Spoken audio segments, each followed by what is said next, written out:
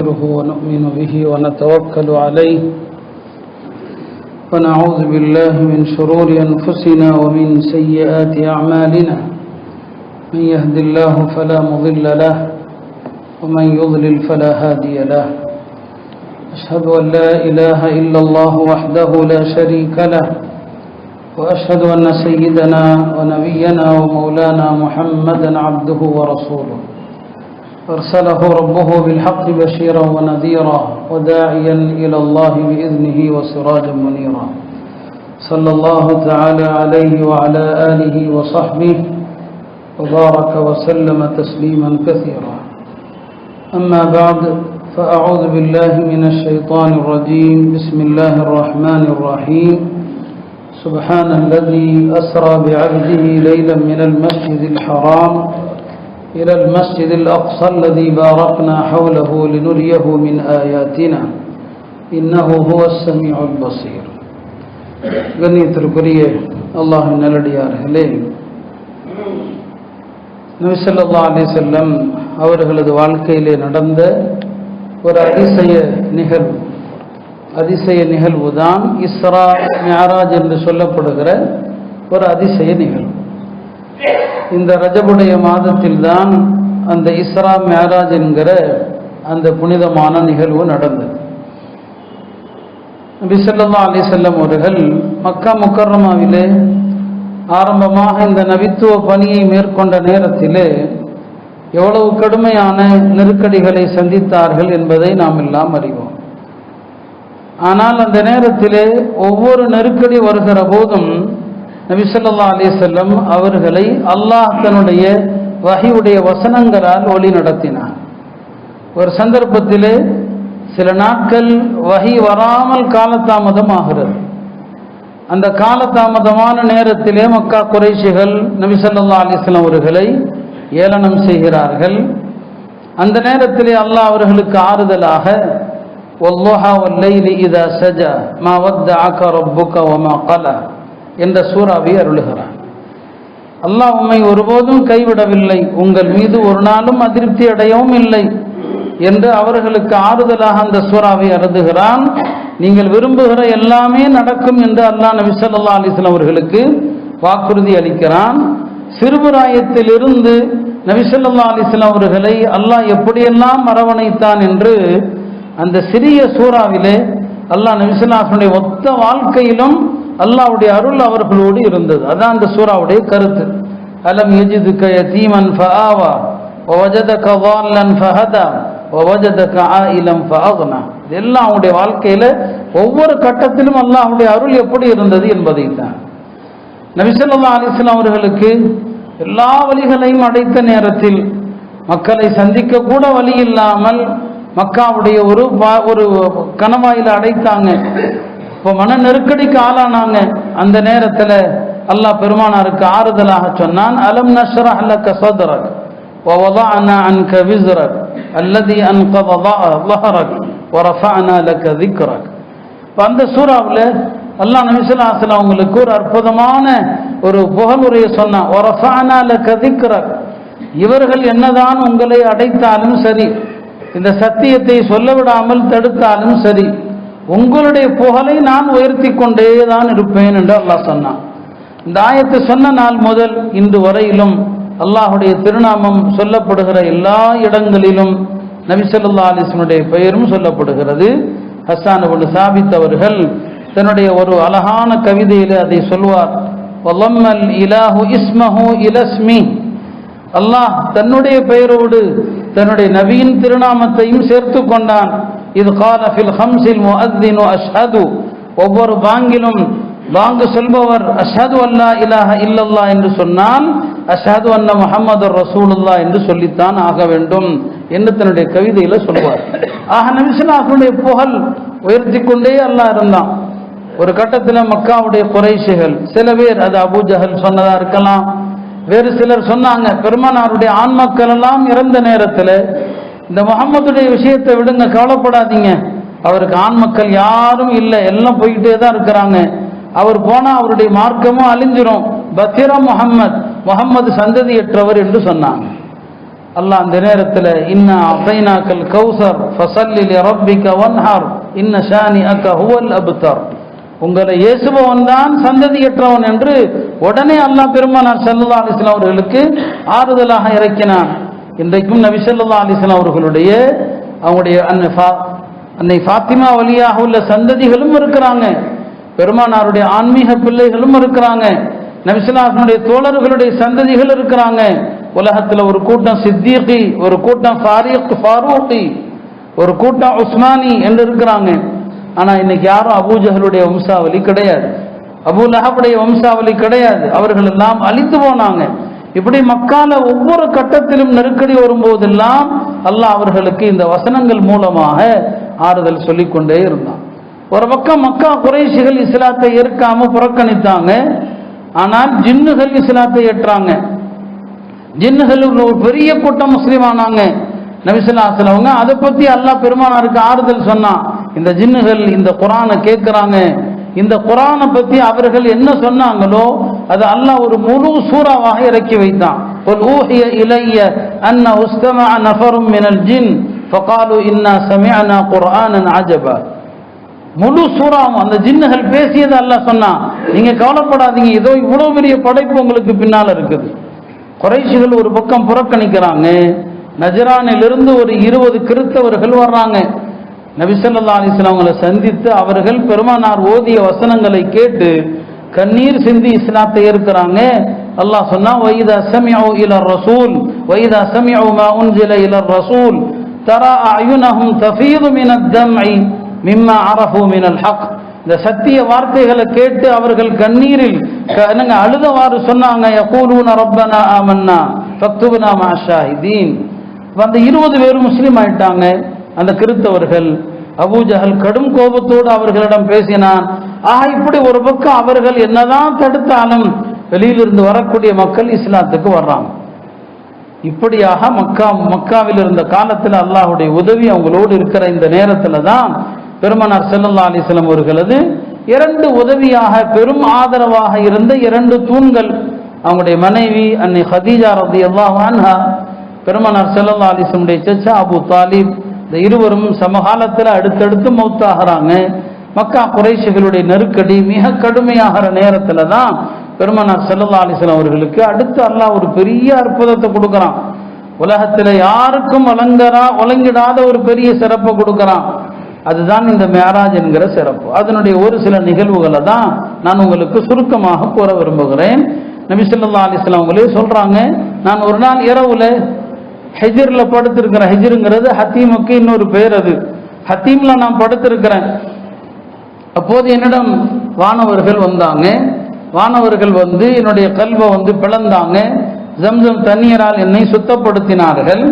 பிறகுதான் என்னை ஒரு வாகனத்திற்கு அருகிலே அழைத்து போனாங்க. அது நபிமார்கள் பயணம் செய்த வாகனம். நபிமார்களுக்கு அல்லாஹ் அற்புதமாக கொடுத்த ஒரு வாகனம் தான் புராக் என்கிற ஒரு வாகனம். இப்ப நபி ஸல்லல்லாஹு அலைஹி வஸல்லம் உங்களுக்கு முன்னால கடைசியாக வந்த நபி யாரு? ஈசா அலைஹிஸ்ஸலாம். ஈசா அலைஹிஸ்ஸலாமுக்கும் நபி ஸல்லல்லாஹு அலைஹி வஸல்லம் உங்களுக்கு மத்தியில ஒரு 500 வருடத்திற்கு மேலுள்ள இடைவெளி ஆயிடுச்சு. அதனால அந்த புராக் வாகனம் கடைசியா ஈசா அலைஹிஸ்ஸலாமை ஏற்றி கொண்டு போன வாகனம். அதுக்கப்புறம் ஒரு பெருங்காலம் எந்த நபியும் இல்லாததுனால இப்ப நபி ஸல்லல்லாஹு அலைஹி வஸல்லம் அவங்க அதுல ஏறி பயணிக்கிற நேரத்துல ரொம்ப காலமானதுனால அந்த வாகனம் கொஞ்சம் அப்படியே இடம் கொடுக்காம நிக்குது. பெருமானார் ஏற வசதி இல்லாம அப்படி நிக்குது. அப்ப ஜிப்ரீல் அலைஹிஸ்ஸலாம் அந்த புராக்கை அதட்டுனாங்க. புராக்கே, நீ யாரோடு இப்படி நடக்கிறாய் என்று தெரிகிறதா உனக்கு? அத்தஃபாலு பி முஹம்மதின் ஹாதா, முஹம்மது ஸல்லல்லாஹு அலைஹி வஸல்லம் அவர்களோடு நீ இப்படி செய்யலாமா? நீ உன்மேல் பயணம் செய்தவர்களில் இவரை விட சிறந்தவரும் கண்ணியமிக்கவரும் யாரும் இல்லை.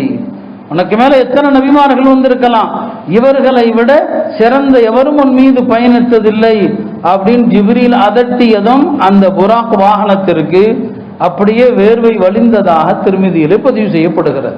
பிறகு நபி ஸல்லல்லாஹு அலைஹி வஸல்லம் அந்த புராக்கிலிருந்து ஜிப்ரீல் அலைஹிஸ்ஸலாமோடு போறாங்க. முதல் பயணத்திற்கு பேர் தான் இஸ்ரா. அது மக்காவிலிருந்து பைத்துல் மக்திஸை நோக்கிய பயணம். இந்த பயணத்தில் வானத்திற்கும் பூமிக்கும் இடைப்பட்ட பல்வேறு அதிசயங்களை பெருமானார் ஸல்லல்லாஹு அலைஹி வஸல்லம் அவர்கள் பார்த்து கொண்டே வர்றாங்க. ஒரு இடத்தை கடக்கிற நேரத்தில் அழகான ஒரு நறுமணம் ஒன்று வருகிறது. நபி ஸல்லல்லாஹு அலைஹி வஸல்லம் கேட்டாங்க, இது என்ன நறுமணம் என்று. சொன்னாங்க, ஃபிரௌனுடைய வீட்டில் வேலை பார்த்த ஃபிரௌனுடைய பெண்மக்களுக்கு அலங்காரம் செய்து விடுகிற ஒரு பெண்மணி, அந்த பெண்ணுடைய கபர்ல இருந்து இந்த நறுமணம் வருதுன்னு சொன்னாங்க. ஏன் அந்த சம்பவம் என்னன்னு நபி ஸல்லல்லாஹு அலைஹி வஸல்லம் கேட்டபோது, ஃபிரௌனுடைய வீட்டில் ஒரு அம்மா வேலை பார்த்தாங்க.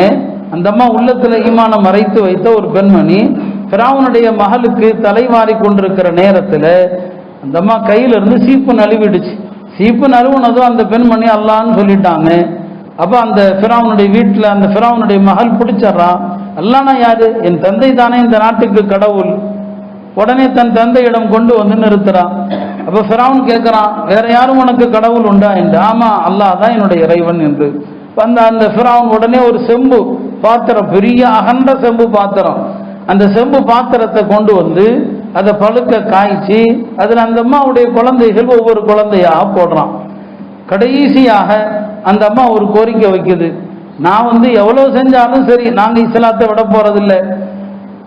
எங்களை எல்லாம் நீ அழிச்ச பிறகு எங்க எல்லாருடைய எலும்பையும் ஒரு துணியில ஒன்று சேர்த்து ஒரே இடத்துல புதைச்சிருன்னு அந்த அம்மா சொல்லுது. அதை ஃபிரௌன் ஏத்துக்கிறான்.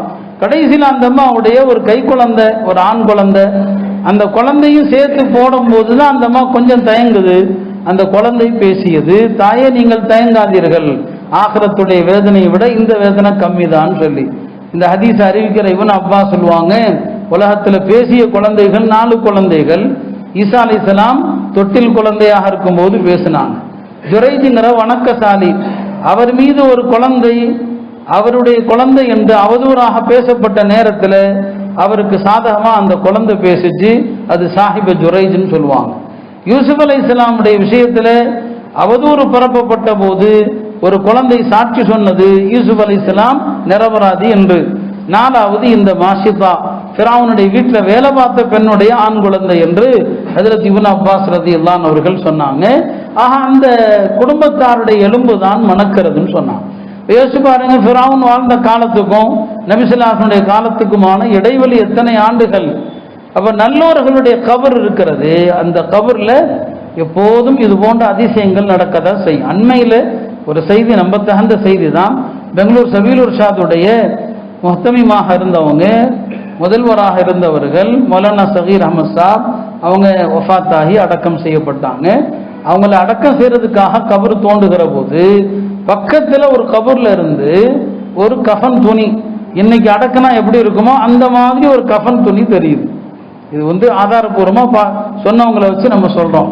அப்ப அந்த துணி யாருடையது? ஒரு 40 வருஷத்துக்கு முன்னால அடக்கம் செய்யப்பட்ட ஒரு குழந்தையினுடைய துணி. அது ஒரு குழந்தை, அந்த குழந்தைய அபுசூத் மௌலானா அவங்க தான் அடக்கம் பண்ணியிருக்கிறாங்க.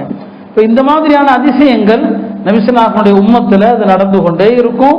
முந்தைய காலத்தில் வாழ்ந்த ஈமான் கொண்ட மக்களுடைய கபர்ல இருந்தும் இது போன்ற நறுமணங்கள் வருவதுண்டு. அப்போ நபி ஸல்லல்லாஹு அலைஹி வஸல்லம் அவங்களுக்கு ஜிப்ரீல் அலைஹிஸ்ஸலாம் அந்த வரலாற்றை என்ன செய்யறாங்க சொல்றாங்க. பிறகு ரசூல் ஸல்லல்லாஹு அலைஹி வஸல்லம் அவங்க ஜெருசலம், யூதர்கள் ஜெருசலம் சொல்றாங்களே, அங்கதான் பைத்துல் மக்திஸ் இருக்குது. அது நபிமார்கள் எல்லாருடைய வழிபாட்டு தலம், எல்லா நபிமார்களுடைய வழிபாட்டு தலம் பைத்துல் மக்திஸ். உலகத்தினுடைய 2வது ஆலயம். முதல்ல காபா பைத்துல்லா கட்டப்பட்டது இந்த உலகத்துல, 2வதாக கட்டப்பட்ட ஆலயம் பைத்துல் மக்திஸ் தான். 2 ஆலயங்களுக்கும் கட்டப்பட்ட இடைவெளி காலம் எவ்வளவு? 40 வருஷ இடைவெளி தான். உலகத்துல முதல்ல பைத்துல்லா கட்டப்படுது, பின்னர் 40 வருடத்திற்கு பிறகு பைத்துல் மக்திஸ் கட்டப்படுது.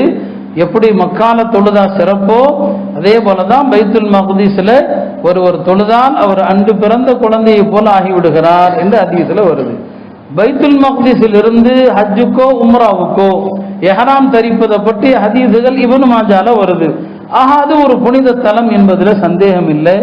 அல்லாஹ் அந்த தலத்தை சலாமத்தோடு நாம் எல்லாம் ஜியாரத் செய்கிற பாக்கியத்தை தருவானா. ஏன்னா அந்த மண்ணே ஒரு கலவர மண், ஒரு யுத்த மண்ணாக போய்விட்டது. இப்போதும் நாம பார்க்கிறோம், உலக அளவுல நடக்கிற விஷயங்கள் எதுவுமே நமக்கு ஆறுதலை தரக்கூடியதாக இல்லை. ஒரு பெரிய போர் சூழலுக்கான உலகப் போரே வருமோ என்பதற்கான ஒரு சூழலை தான் இன்னைக்கு நாம பார்த்து கொண்டிருக்கிறோம்.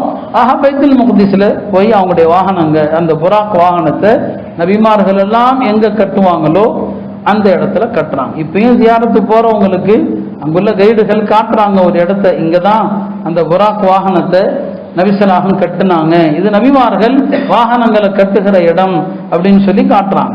அங்க நபி ஸல்லல்லாஹு அலைஹி வஸல்லம் அவங்க எல்லா நபிமார்களையும் சந்திக்கிறாங்க, எல்லா நபிமார்களுக்கும் இமாமத்து செய்யறாங்க. பிறகு அங்கிருந்து தான் வானலோகத்திற்கு போறாங்க. இந்த முதல் கட்டம் இருக்கு, மக்காலிருந்து பைத்துல் மக்திஸ் வரைக்கும் வந்தாங்க இல்லையா, அதை தான் இஸ்ரான்னு சொல்லுவாங்க.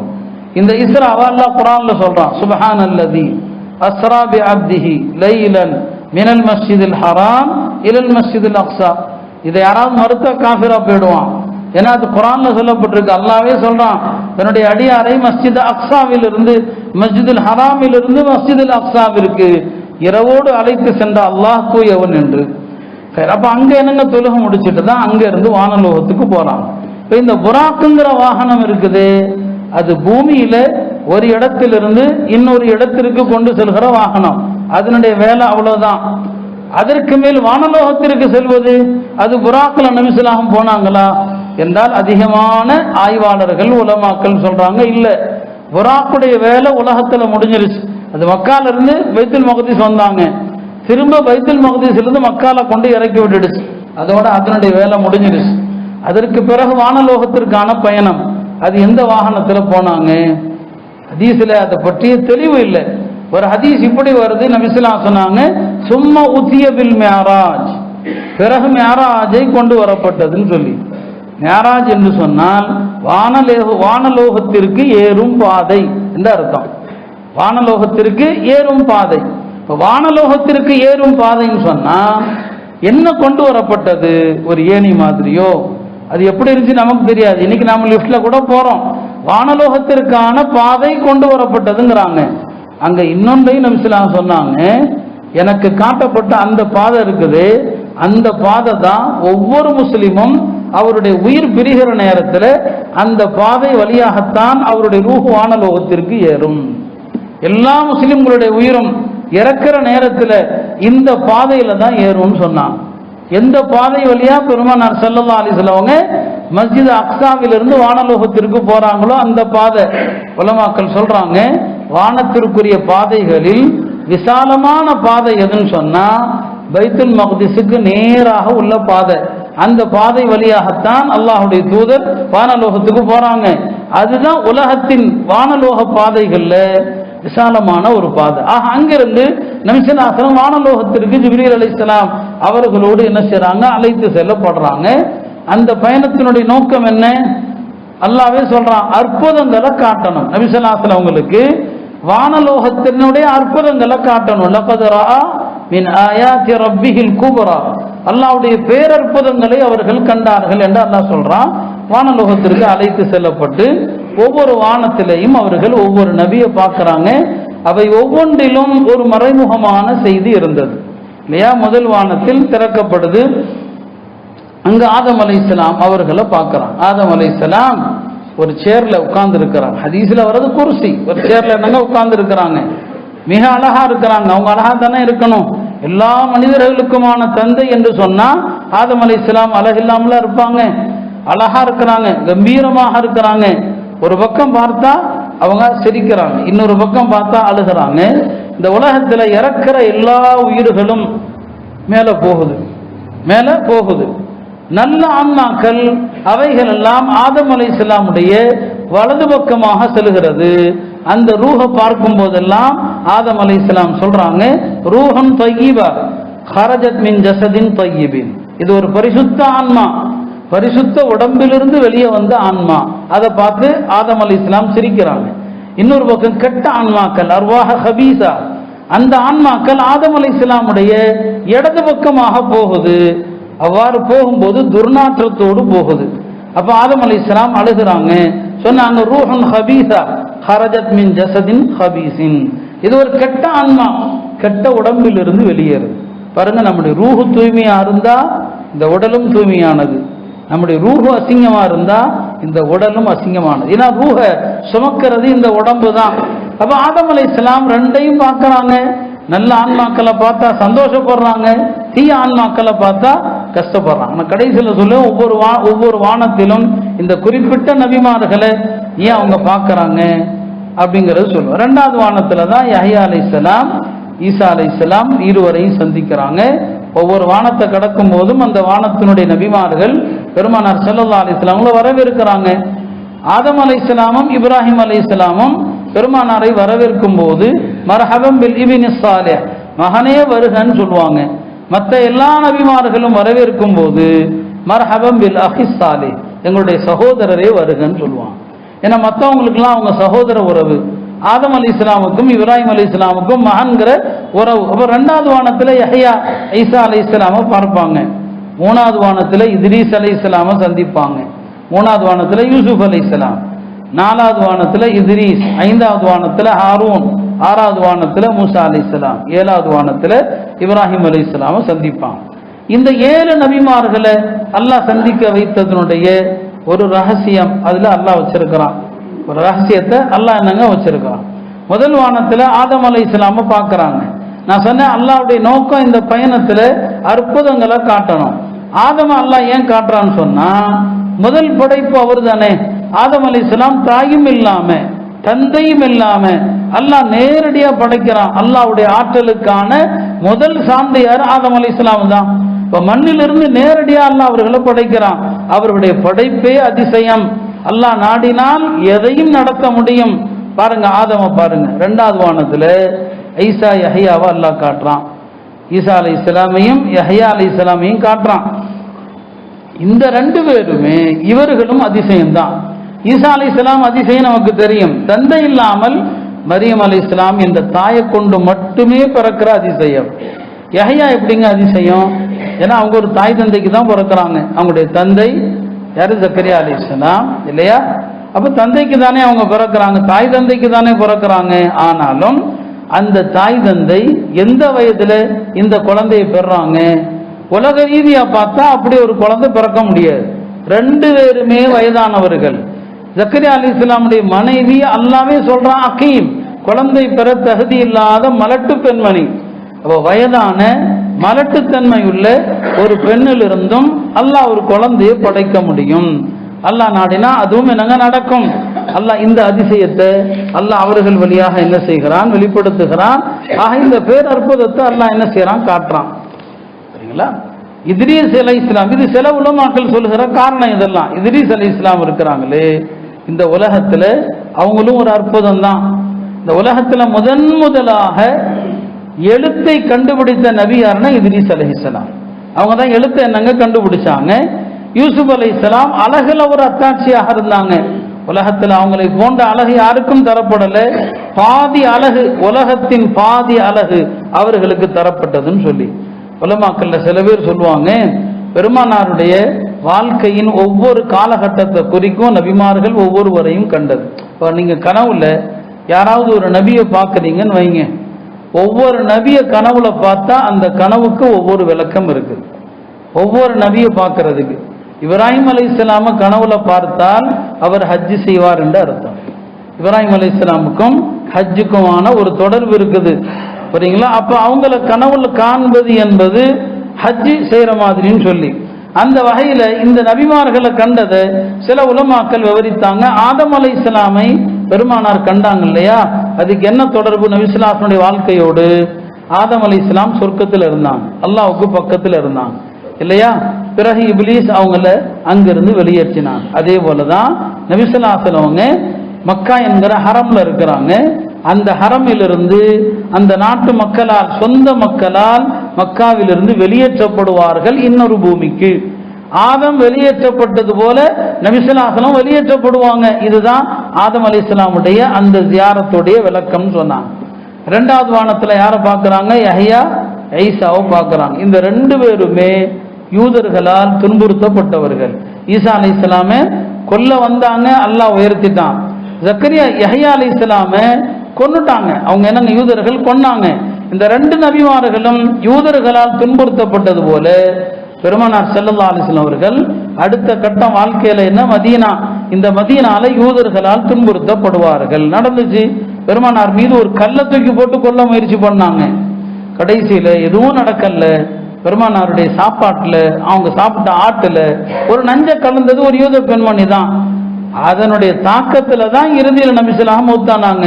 அப்ப நபி ஸல்லல்லாஹு அலைஹி வஸல்லம் வாழ்க்கையில இந்த சூழ்ச்சி எல்லாம் செய்தவர்கள் யூதர்கள். அதுதான் அந்த 2 நபிமார்களை சந்தித்தது. 3வது வானத்துல யூசுப் அலைஹிஸ்ஸலாமை பார்த்தாங்க. இது பெருமானாருடைய வாழ்க்கையோடு எப்படி சம்பந்தப்படுது? யூசுப் அலைஹிஸ்ஸலாமை அவர்களது சகோதரர்கள் சதி பண்ணி தந்தையிடம் இருந்து பிரித்தாங்க. கடைசியில பொறுமையால் வென்றது யார்? யூசுப் அலைஹிஸ்ஸலாம். யூசுப் அலைஹிஸ்ஸலாம் ஒரு நாட்டின் அதிபர் ஆயிட்டாங்க.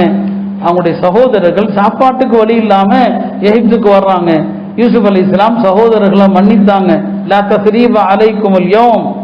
பெருமானார் ஸல்லல்லாஹு அலைஹி வஸல்லம் அவர்களை அவங்களுடைய சொந்த மக்கள் மக்காவாசிகள் விரட்டினாங்க. இறுதியில நபி ஸல்லல்லாஹு அலைஹி வஸல்லம் அதே மக்காவை வெற்றி கொண்டாங்க. அப்படி வெற்றி கொண்ட நேரத்தில் பெருமானார் ஸல்லல்லாஹு அலைஹி வஸல்லம் அவர்களும் இந்த நாள் என் சகோதரர் யூசுப் அலைஹிஸ்ஸலாம் என்ன சொன்னாங்களோ அதையே நானும் சொல்லுகிறேன். லா தஸ்ரீப அலைக்குமுல் யௌம். இந்த நாள் உங்கள் மீது எந்த குற்றமும் இல்லை. அவங்க மன்னிச்ச மாதிரி இவங்களும் மன்னித்தான். 4வது வானத்துல இத்ரீஸ் அலைஹிஸ்ஸலாம பார்க்கறான். இத்ரீஸ் அலைஹிஸ்ஸலாம் கல்வியால் உயர்ந்தவர்கள். அவங்க தான் முதலாக என்ன செஞ்சாங்க? எழுதுனாங்க. உலகத்துக்கு எழுத்தறிவை கொடுத்தது அவங்க தான். அந்த வகையில நபி ஸல்லல்லாஹு அலைஹி வஸல்லம் அவர்கள் அவங்களுடைய வாழ்க்கையில ஒரு கட்டம் வருது. எல்லா அரசர்களுக்கும் கடிதம் எழுதுறாங்க, எல்லா மன்னர்களுக்கும் எழுதுறாங்க, என்னுடைய மார்க்கத்தை பின்பற்றுங்கள் என்று. அதற்கு பிறகு இஸ்லாம் பல இடங்கள்ல வேகமாக பரவுது. கல்வியை கொண்டுதான் அல்லாஹ் மனிதர்களை உயர்த்துகிறான் என்கிற ஒரு செய்தியும் அதுல இருக்கு. அடுத்த என்னங்க யாரை பார்க்கறாங்க? ஹாரூன் அலைஹிஸ்ஸலாம் பார்க்கறாங்க. ஹாரூன் அலைஹிஸ்ஸலாம் அவர்களது கூட்டத்தார்ல மக்கள் எல்லோராலும் நேசிக்கப்படுகிற ஒரு நபி. எல்லாரும் அவங்கள நேசிப்பாங்க. அதே போலதான் நபி ஸல்லல்லாஹு அலைஹி வஸல்லம் அவர்கள் எல்லோராலும் நேசிக்கப்பட்டவங்க. அவங்களுடைய வாழ்க்கையில அவர்களை வெறுத்தவர்கள். ஒரு கட்டத்தில் அவங்களும் சொன்னாங்க, இந்த உலகத்துல எங்களுக்கு இவங்க தான் பிரியமானவர்கள் என்று. மூசா அலைஹிஸ்ஸலாமை நபி ஸல்லல்லாஹு அலைஹி வஸல்லம் சந்தித்தாங்க. அதுல நிறைய செய்திகள் இருக்குது. மூசா அலைஹிஸ்ஸலாமுக்கும் பெருமானார் ஸல்லல்லாஹு அலைஹி வஸல்லம் அவங்களுக்குமான தொடர்பு, இருவருக்குமான ஒப்பீட்டு விஷயங்கள் நிறைய உண்டு. அதுல ஒரே ஒரு செய்தியை சொல்லுவாங்க. மூசா அலைஹிஸ்ஸலாமுக்கும் அல்லாஹ் உத்தரவிட்டான், உங்களுடைய கூட்டத்தாரோடு நீங்க சிரியாவை நோக்கி போங்க, அங்குள்ள கூட்டத்தாரோடு போர் செய்யுங்க, பைத்துல் மக்திஸை மீட்டுங்க. ஆனா அவர்கள் மறுத்துட்டான். மூசா அலைஹிஸ்ஸலாமுடைய தோழர்கள் மறுத்தாங்க. பெருமானார் ஸல்லல்லாஹு அலைஹி வஸல்லம் கடைசி காலத்துல அல்லாஹ் அவர்களுக்கும் உத்தரவிடுறான், சிரியாவை நோக்கி போங்க, போய் போர் செய்யுங்க. அதுதான் தபூக் யுத்தம். இப்ப 2 நபிமார்களுக்கும் ஒரே உத்தரவு தான். இப்ராஹிம் அலைஹிஸ்ஸலாமை சந்திப்பது எதற்கு? இப்ராஹிம் அலைஹிஸ்ஸலாம் என்றாலே மக்கா தான், இப்ராஹிம் அலைஹிஸ்ஸலாம் என்றாலே காபா தான். அவங்க 7வது வானத்துல பைத்துல் மாமூர்ல சாய்ந்து கொண்டு தான் உட்கார்ந்து இருக்கிறாங்க. அவங்களுக்கும் காபாவுக்கும் அப்படி ஒரு தொடர்பு. நபி ஸல்லல்லாஹு அலைஹி வஸல்லம் அவங்க இந்த மக்கமா நகரத்தை கண்ணியத்தோடு வெற்றி கொள்வார்கள் என்கிற செய்தி அல்லாஹ் அதுல வச்சிருந்தான். ஆக இப்படி அந்த 7 வானங்கள்ல 7 நபிமார்களை பார்க்கறாங்க. 7 வானத்துக்கு அப்பால் ஜிப்ரீல் அலைஹிஸ்ஸலாம் பெருமானார் ஸல்லல்லாஹு அலைஹி வஸல்லம் அவங்களை அழைச்சிட்டு போறாங்க சித்ரத்துல் முன்தஹாவிற்கு. அது வரைக்கும் ஜிப்ரீல் அலைஹிஸ்ஸலாம் போனது ஒரு தோற்றத்துல. மலக்குமார்களுக்கு பல்வேறு தோற்றங்கள்ல அவங்க வரலாம், பல தோற்றங்கள்ல மாறலாம். அது வரைக்கும் அவர் இருந்தது ஒரு தோற்றம். இந்த சித்ரத்துல் முன்தஹா போனதுமே ஜிப்ரீல் அலைஹிஸ்ஸலாமுடைய இயற்கையான தோற்றம். இயற்கையான தோற்றம் என்ன? 600 ரெக்கைகளோடு கூடிய தோற்றம். நபி ஸல்லல்லாஹு அலைஹி வஸல்லம் அவங்க ஜிப்ரீல் அலைஹிஸ்ஸலாம அவருடைய அசல் தோற்றத்துல 2 தடவை பார்த்திருக்கிறாங்க. ஒன்று யா அய்யுஹல் முத்தஸிர் என்ற சூரா இறங்கும் போது ஜிப்ரீல் அலைஹிஸ்ஸலாம அவருடைய அசல் தோற்றத்துல பார்த்தாங்க. 2வது இந்த சித்ரத்துல் முன்தஹால ஜிப்ரீலுடைய அசல் தோற்றத்துல பார்க்கறாங்க. அதான் 2வது முறை. சரிங்களா? இப்ப சித்ரத்துல் முன்தஹாங்கிறது என்ன? அதுதான் வானலோக எல்லை. அந்த எல்லை யாரும் தாண்டவே முடியாது, யாரும் தாண்ட முடியாது. ஒரு நல்ல மூமினுடைய ஆன்மா இருக்கு இல்லையா, அது இறந்ததுமே அங்க வரைக்கும் போகும். நல்லவர்கள் இறக்கிற போது அது மனத்தோடு போகும். ஒவ்வொரு வானத்திலையும் உள்ளவங்க வரவேற்பாங்க. சித்ரத்துல் முன்தஹா வரைக்கும் அந்த ரூஹ் போகும். சித்ரத்துல் முன்தஹா போனதும் அல்லாஹ் சொல்லுவான், இந்த என்னுடைய தூய அடியாருடைய ஆன்மாவை அவர் இறந்த மன்னரைக்கே திருப்புங்கள், அவர் இறந்த மன்னரைக்கே திருப்புங்கன்னு சொல்லுவான். அப்ப மோமின்களுடைய ஆன்மா அந்த எல்லை வரைக்கும் போகும், அதை தாண்ட அனுமதி இல்லை. கெட்ட ஆன்மாக்கள் முதல் வானம் வரைக்கும் கூட போகாது, அங்கேயே அது தூக்கி வீசப்படும். அல்லாஹ் பாதுகாக்கட்டும், அங்கேயே அது தூக்கி எறியப்படும். நல்ல ஆன்மாக்கள் அங்க வரைக்கும். அப்போ வந்து சித்ரத்துல் முன்தஹா என்பது அது ஒரு எல்லை. நபி ஸல்லல்லாஹு அலைஹி வஸல்லம் அவங்க அந்த சித்ரத்துல் முன்தஹாங்கிற மரத்தினுடைய அழக சொன்னாங்க, அதனுடைய இலையை சொன்னாங்க. ஒரு இலை அல்லாஹ் வந்து அந்த இலையை பூமிக்கு இறக்கனான்னு சொன்னா இந்த பூமியில் உள்ள எல்லா மக்களையும் அது மூடிக்கொள்ளும் சொன்னான். அந்த மரத்தில் உள்ள ஒரே ஒரு இலை. இப்படி நிறைய செய்திகள் அந்த சிதராவை பத்தி அதனுடைய அழகை பத்தி எல்லாம் நபி ஸல்லல்லாஹு அலைஹி வஸல்லம் சொன்னாங்க. இப்ப ஜிப்ரீல் அலைஹிஸ்ஸலாம் நபி ஸல்லல்லாஹு அலைஹி வஸல்லம் சிதரத்துல் முன்தஹால நிக்கிறாங்க. இப்பதான் ஒரு சத்தம் வருது, முஹம்மது அவர்களே நீங்கள் மேலே வாருங்கள், ஜிப்ரீலே நீங்கள் அங்கே நில்லுங்கள். ஜிப்ரீலுக்கு உத்தரவு என்ன, யா ஜிப்ரீல் மக்கானக், அங்கே நில்லுங்க, யா முஹம்மது இர்தகி, நீங்க மேலே வாங்கன்னு ஒரு சத்தம் வருது. நபி ஸல்லல்லாஹு அலைஹி வஸல்லம் ஜிப்ரீலே பார்க்கறாங்க. ஏன்னா இதுவரைக்கும் கூடவே வந்தாங்க, இப்ப மேலையும் கூட வரணும்னு ஆசைப்படுறாங்க. ஜிப்ரீல் அலைஹிஸ்ஸலாம் சொன்னாங்க, இதற்கு மேல் நான் வந்தா அல்லாஹ்வுடைய நூர் என்ன எரிச்சிரும், நீங்க போனா அல்லாஹ்வுடைய கட்டளையோடு தாண்டிடுவீங்க, அல்லாஹ்வுடைய கட்டளையோடு நீங்க போயிடுவீங்க. அந்த நான் இதற்கு மேல போனேன்னு சொன்னா நான் எரிஞ்சு சாம்பலா போயிடுவேன். அப்ப அதே இடத்துல நிக்கிறாங்க. 600 ரெக்கைகளை கொண்ட ஒரு பிரம்மாண்ட படைப்பு ஜிப்ரீல் அலைஹிஸ்ஸலாம். அந்த சிதராவை தாண்டுகிற அந்த உரிமை அவங்களுக்கும் இல்லை. உலகத்துல அதற்கு முன்னாலும் யாரும் தாண்டல, இனி யாரும் தாண்ட போவதும் இல்லை. நபி ஸல்லல்லாஹு அலைஹி வஸல்லம் அவங்களுக்கு மட்டும்தான் அந்த உயர்ந்த மகாம், உயர்ந்த இடம், இந்த சிதரத்தில் முன்தஹா என்று அல்லாஹ் சொல்றான் இல்லையா, அது அங்கதான் என்னங்க நடக்குது. அதற்கு பிறகுதான் என்ன செய்யறாங்க, அல்லாஹ் இடத்துல போய் பேசுறாங்க. மூசா அலைஹிஸ்ஸலாமும் அல்லாஹ்ட்ட பேசினாங்க. மூசா அலைஹிஸ்ஸலாம் பேசினது உலகத்துல, நபி ஸல்லல்லாஹு அலைஹி வஸல்லம் பேசினது வானலோகத்துல, மலக்குமார்களுக்கு நடுவுல, சொர்க்கத்துக்கு அருகில். அல்லாஹ் இந்தஹா ஜன்னத்துல் மஅவா, அங்க போய் என்னங்க பேசுறாங்க. அப்ப மூசா அலைஹிஸ்ஸலாமும் கலீமுல்லா தான், நபி ஸல்லல்லாஹு அலைஹி வஸல்லம் அல்லாஹ் பேசியிருக்கிறாங்க. ரெண்டுக்குமான இடைவெளி பெரிய இடைவெளி இருக்குது. இப்போ அங்கதான் நபி ஸல்லல்லாஹு அலைஹி வஸல்லம் சொர்க்க நரகத்தை பார்க்கறாங்க. அதற்கு பிறகு நிறைய காட்சிகள் இருக்குது. அவங்க சொர்க்கத்தை பார்த்தது, நரகத்தை பார்த்தது. ஒரு ரெண்டு விஷயத்த சொல்றேன். நரகத்துல நபி ஸல்லல்லாஹு அலைஹி வஸல்லம் ஒரு கூட்டத்தை பார்க்கறாங்க. அந்த கூட்டத்தார் அவங்க கைகள்ல பெரிய பெரிய கல் வச்சிருக்கிறாங்க. அந்த கல்லை வாயில போட்டா அவங்களுடைய பிட்டம் வழியாக வெளியே போகுது. இது யாருன்னு கேட்டாங்க, இவங்க தான் அனாதைகளுடைய பொருளை அநியாயமாக சாப்பிட்டவர்கள். ரெண்டாவது ஒரு கூட்டத்தை பார்த்தாங்க, வயிறுகள் எல்லாம் பெருசா இருக்குது, வயிறுகள் எல்லாம் பெருசா இருக்குது. அவங்க எங்க தங்க வைக்கப்பட்டிருக்கிறாங்க, ஃபிரௌனுடைய கூட்டத்தார் தங்க வைக்கப்படுகிற இடத்துல தங்க வைக்கப்பட்டிருக்கிறாங்க. ஃபிரௌனுடைய கூட்டத்தார் அவங்க வேதனைக்காக அழைக்கப்படுகிற போது அவர்கள் தாகித்த ஒட்டகங்கள் ஓடுவது போல இந்த மக்களை மிதிச்சுட்டு ஓடுறாங்க. ஃபிரௌனுடைய கூட்டம் இவங்களை மிதிக்குது. இப்போ கேட்டாங்க நபி ஸல்லல்லாஹு அலைஹி வஸல்லம், இவங்க யாருன்னு கேட்டாங்க.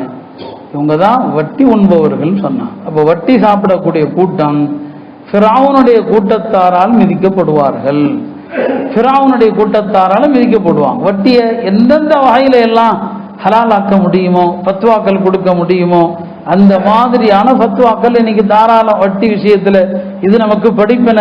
வட்டி உண்பவர்கள் ஃபிரௌனுடைய கூட்டத்தார் தங்க வைக்கப்படுகிற இடத்துல அவர்களால் மிதிக்கப்படுவார்கள் என்று இந்த சம்பவம் நமக்கு என்னங்க சொல்லி தருகிறது. நபி ஸல்லல்லாஹு அலைஹி வஸல்லம் ஜிப்ரீல் அலைஹிஸ்ஸலாம்ட்ட கேட்டாங்க, எல்லா மலக்குமார்களையும் நான் பார்த்தபோது நான் அவர்களை கண்டு சிரிச்சேன், அவங்க என்ன கண்டு சிரிச்சாங்க. ஆனா ஒரே ஒருத்தர் சிரிக்கவே இல்லையே, அவரையும் சிரிப்பது இல்லையான்னு சொல்லி. இப்ப ஜிப்ரீல் சொன்னாங்க, இல்ல, அல்லாஹ் அவர் படைத்த நாள் முதல் அவர் சிரிச்சதே கிடையாது, அவர் தான் நரகத்தின் காவலாளி, அவர் நரகத்தை பார்த்து பார்த்து அவர் சிரிப்பதே கிடையாது என்று நபி ஸல்லல்லாஹு அலைஹி வஸல்லம் அவர்களுக்கு ஜிப்ரீல் அலைஹிஸ்ஸலாம் விளக்கம் சொன்னாங்க. பிறகு தொழுகை கடமையாச்சு, 50 நேரம் கடமையானது. மூசா அலைஹிஸ்ஸலாம் குறைச்சாங்க.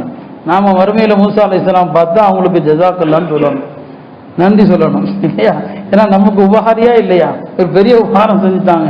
50 நேர தொழுகை, 5 நேர தொழுகைக்கே நமக்கு எவ்வளவு சிரமங்கள், அதனுடைய சட்டங்களை சொன்னா நமக்கு எவ்வளவு வலிக்குது, அதுல எவ்வளவு அலட்சியங்கள், எவ்வளவு சட்ட மீறல்கள் நம்ம செய்யறோம். அப்ப 50 நேர தொழுகைய பெருமானார் ஸல்லல்லாஹு அலைஹி வஸல்லம் அப்படியே தான் வாங்கிட்டு வர்றாங்க இல்லையா? மூசா அலைஹிஸ்ஸலாம் தான் 2 வார்த்தை சொன்னாங்க, இன்ன ஸலாத்த ஸகீலத்துன் வ இன்ன உம்மத்தக ضعீஃபத்துன். முஹம்மது அவர்களே, தொழுகை ரொம்ப கஷ்டமானது. இன்ன ஸலாத்த ஸகீலா, தொழுகை ரொம்ப கஷ்டம், உங்களுடைய உம்மத்து பலவீனமான உம்மத், போங்க போய் குறைங்க, அல்லாஹ்ட்ட போய் குறைக்க சொல்லுங்க. இப்போ நபி ஸல்லல்லாஹு போய் அல்லாஹ்ட்ட குறைக்கிறாங்க. ரிவாயத்துகள் 2 விதமா இருக்குது. 10 குறைக்கப்பட்டதாக, 5 குறைக்கப்பட்டதாக வருது. இப்படி 9 முறை நபி ஸல்லல்லாஹு போய் குறைக்கிறாங்க. கடைசியா தான் 5 ரக்காத்தோட 5 தொழுகையோட நிக்குது. இந்த 5 தொழுகையோட நிறுத்தும் போது அல்லாஹ் சொன்னா, முஹம்மது அவர்களே, இது எண்ணிக்கையில 5, நன்மையில 50. நீங்க 5 நேரம் தொழுகுறீங்க, எண்ணிக்கையில நன்மையில 50 என்று நபி ஸல்லல்லாஹு அலைஹி வஸல்லம் அல்லாஹ் சொல்றான். 9வது முறை இந்த 5 நேர தொழுகையை பெற்றுக்கொண்டு திரும்புகிற வழியில தான் மறுபடி ஒரு தடவை இப்ராஹிம் அலைஹிஸ்ஸலாம் கூப்பிடுறாங்க. ஏன்னா அவங்களுக்கு தெரியும் இதுதான் கடைசி, இனி வரமாட்டாங்க. அப்போ கூப்பிடுறாங்க இப்ராஹிம் அலைஹிஸ்ஸலாம். கூப்பிட்டு சொன்னாங்க, முஹம்மது அவர்களே, உங்களுடைய உம்மத்திற்கு நான் சலாம் சொன்னதாக சொல்லுங்கள். அனிக்ரா அலா உம்மத்திக மின்னி அஸ்ஸலாம், உங்க உம்மத்துக்கு என்னுடைய சலாம சொல்லுங்க. உங்களுடைய உம்மத்திற்கு சொல்லுங்க, இந்த சொர்க்கமானது கியான், இது ஒன்றுமில்லாத வெறும் தரை. இந்த தரையில விதைக்கணும்னு சொன்னா இங்கு விதைகள் என்பது சுப்ஹானல்லாஹ், அல்ஹம்துலில்லாஹ், அல்லாஹு அக்பர். அதனால உங்க உம்மத்தை இந்த தஸ்பீஹ்களை கொண்டு இந்த சொர்க்கம் வெறும் தரையா தான் இருக்குது, இந்த தரையில அவர்களுக்கு தேவையான அளவுக்கு நட சொல்லுங்கள் சொன்னாங்க. இது எப்ப சொல்றாங்க? இப்ராஹிம் அலைஹிஸ்ஸலாம் தொழுகையை பெற்றுக்கொண்டு திரும்பும் போது நபி ஸல்லல்லாஹு அலைஹி வஸல்லம் அதை நடைமுறைப்படுத்தும் விதமாக தான் ஒவ்வொரு தொழுகைக்கு பிறகும் இந்த சுப்ஹானல்லாஹ், அல்ஹம்துலில்லாஹ், இந்த திக்ருகளை தொழுகைக்கு பிறகு நாம ஏன் சொல்றோம்? அதனால தான். எனவே தொழுகைக்கு பிறகுள்ள அந்த திக்ருகள்ல மிகுந்த கவனம் தேவை. சந்தர்ப்ப திக்ருகள் அனைத்திலும் தேவை, இதுல குறிப்பாக நமக்கு தேவை. ஆக ரசூல் ஸல்லல்லாஹு அலைஹி வஸல்லம் அவர்கள் இந்த வானலோக பயணத்தை முடித்து திரும்ப எங்க தான் இறங்குறாங்க? பைத்துல் மக்திஸ்ல தான் இறங்குறாங்க. ஏன்னா அங்கிருந்து மக்கா வர்றதுக்கு வாகனம் வேணுமே. வாகனம் எது? புராக்கு. அந்த புராக் எங்க நிக்குது? பைத்துல் மக்திஸ்ல. அங்க அந்த புராக் வாகனத்துல தான் திரும்ப நபி ஸல்லல்லாஹு அலைஹி வஸல்லம் மக்கா முக்கர்ரமா வர்றாங்க. ஒரு இரவுல போயிட்டு வந்துடுறாங்க. வரும்போது ஃபஜ்ருடைய நேரம் வரல, சுபஹ் நேரம் வரல. அதற்கு பிறகுதான் காலை விடியுது. விடிந்த பிறகு நபி ஸல்லல்லாஹு அலைஹி வஸல்லம் காலையில முதல்ல யாரை பார்க்கறாங்க பாருங்க? அபூ ஜஹலை தான் பார்க்கறாங்க. முதல்ல பார்க்கறதே அவனை தான். அவனும் சும்மா இருக்க மாட்டானா இல்லையா? என்ன முஹம்மதே, இன்னைக்கு ஏதாவது ஹபர் உண்டா, செய்தி உண்டா அப்படின்னு கேட்கறான். ஆமா, நேற்று நான் பைத்துல் மக்திஸ் போய் அங்கிருந்து வானலோகம் போயிட்டு வந்தேன். மறுபடியும் கேட்கறான், என்ன அப்படின்னு சொல்லி. பைத்துல் மக்திஸுக்கா? ஒரே இரவுல? ஆமா, ஒரே இரவுல. இதை நான் எல்லாரையும் கூட்டினா சொல்லுவீங்களான்னு கேட்டான். எல்லாரையும் நான் கூட்டுறேன், சொல்லுவீங்களான்னு சொல்லி. கூட்டுப்பா, நான் சொல்றேன். உடனே அவன் ஒரு மலைக்கு மேலே ஏறான். யா மாஷர பனி கஅப் பின் லுஐ, கஅப் பின் லுஐயின் கூட்டத்தாரே வாங்க, ஏதோ முகமது ஏதோ புது செய்தி சொல்ல போறாரு அப்படிங்கிறான். எல்லாரும் நிக்கிறாங்க. நபி ஸல்லல்லாஹு அலைஹி வஸல்லம் சொல்றாங்க. சொன்னா ஒரு கூட்டம் கை கொட்டி சிரிக்குது, ஒரு கூட்டம் இப்படி தலையில கை வைக்குது. முஸ்னத் அஹமதுல ஹதீஸ் அப்படி வருது. நம்ம ஏதாவது சொன்னா ஐயோ கோச்சுரா அப்படின்னு தலையில கை வைக்கிறோம்ல, அந்த மாதிரி ஒரு கூட்டம் கை வைக்குது. அதுல ஜெருசலம் போய் பைத்துல் மக்திஸை பார்த்தவர்களும் உண்டு. அவங்க சொல்றாங்க, எங்களுக்கு அப்படியே சொல்லுங்க பார்க்கலாம் பைத்துல் மக்திஸை. நபி ஸல்லல்லாஹு அலைஹி வஸல்லம் சொல்றாங்க, நான் பார்த்தது ஒரு தடவை, அதுல உள்ள என்னென்ன இருக்குது நான் பார்க்கலையே. இப்போ இவங்க காட்ட சொல்றாங்கப்பா, இவங்களுக்கு சொல்லணுங்கிறாங்க. அப்போ நபி ஸல்லல்லாஹு அலைஹி வஸல்லம் சொல்றாங்க, நான் எப்படி சொல்ல போறேன்னு கவலைப்படுறேன். அல்லாஹ் பைத்துல் மக்திஸை என் முன்னால கொண்டு வந்துட்டான். மக்கால உகைல் என்கிற ஒரு மனிதருடைய வீடு. சொன்னாங்க, உகைலுடைய வீட்டுக்கு முன்னால் பைத்துல் மக்திஸ் வந்து விட்டது. பைத்துல் மக்திஸ் அப்படியே மக்கால கொண்டு வந்து வைக்கப்படுது. அப்படியே ரிவாயத்து வருது, உகைல் என்பவருடைய வீட்டுக்கு அருகில் பைத்துல் மக்திஸ் வைக்கப்பட்டது. நான் நேர்ல பார்க்காததையெல்லாம் அங்க பார்த்தேங்கிறான். இப்ப நான் பார்க்கிறேன். இப்ப அவங்க கேட்கிற எல்லா விஷயங்களுக்கும் நான் என்ன செஞ்சேன்? என்னென்ன அவங்க கேட்கிறாங்களோ எல்லாவற்றுக்கும் நான் பதில் சொன்னேன். ஆனாலும் பிடிவாதத்தினால மறுத்தாங்க. அடுத்து நபி ஸல்லல்லாஹு அலைஹி வஸல்லம் சொன்னாங்க, நான் போற வழியில மக்காவுடைய ஒரு வணிக கூட்டத்தை பார்த்தேன். நான் போகும்போது அவங்க இந்த இடத்துல வந்துட்டு இருந்தாங்க. இப்ப நான் சொல்ற என்னுடைய கணிப்புப்படி அவங்க புதன்கிழமை மாலைக்குள் மக்காவுக்குள்ள வந்துருவாங்கன்னு சொன்னாங்க. இப்ப குறைஷிகள் எதிர்பார்த்துக்கிட்டே இருக்கிறாங்க, அந்த வணிக கூட்டம் வருதான்னு சொல்லி. புதன்கிழமை காலையாகுது வரல, மதிய நேரம் ஆச்சு வரல, மாலை நேரமாகுது வரல. நபி ஸல்லல்லாஹு அலைஹி வஸல்லம் எல்லாம் என்ன பொய்யாக்கிடுவாங்க, இந்த கூட்டம் வரலன்னா என்ன பொய்யாக்கிடுவாங்க. சூரியன் மறைய போகுது, சூரியன் மறைவதற்குள் உள்ள அவர்கள் வரணும். நபி ஸல்லல்லாஹு அலைஹி வஸல்லம் அவங்களுக்காக அன்றைய மாலை பொழுது சூரியன் மறைய வேண்டிய நேரத்தில் மறையாமல் அல்லாஹ் தடுத்தான். 2 பேருக்காக அப்படி தடுத்திருக்கிறான். 2 நபிமார்களுக்காக. யூஷு இப்னு நூன், அவர் மூசா அலைஹிஸ்ஸலாமுடைய தோழர், அவருக்காக அல்லாஹ் தடுத்தான். நபி ஸல்லல்லாஹு அலைஹி வஸல்லம் அவங்களுக்காண்டி சூரியன் மறைவதை தடுத்தான். அந்த கூட்டம் உள்ள வந்தாங்க. அதற்கு பிறகு சூரியன் மறைந்ததாக இந்த மேராஜுடைய வரலாறு சொல்கிறது. அருமையானவர்களே, ஆக இதன் மூலம் நபி ஸல்லல்லாஹு அலைஹி வஸல்லம் அவர்கள் எப்போதெல்லாம் துயரத்தில் துன்பத்தில் இருந்தாங்களோ அல்லாஹ் அவர்களை ஒரு நாளும் கைவிட்டதில்லை. எல்லா நேரங்களிலும் அவர்களோடு அல்லாஹ் இருந்தான். என படைப்புகள்ல அவர்கள் தான் அல்லாஹுக்கு மிக பிரியமானவர்கள். அந்த நபியினுடைய வாழ்க்கையில நடந்த இந்த எல்லா விஷயங்களும் நம்முடைய வாழ்க்கையில பல்வேறு வகையான படிப்பினைகளை கொண்டிருக்கிறது. எல்லாம் அல்ல அல்லாஹ் இந்த மேராஜிலே கடமையான தொழுகையை அதன் உயிரோட்டத்தோடு தொழக்கூடிய தௌஃபீகை நம்ம எல்லோருக்கும் தந்தருள்வானாக. வாஹிரு தஅவானா அல்ஹம்துலில்லாஹி ரப்பில் ஆலமீன்.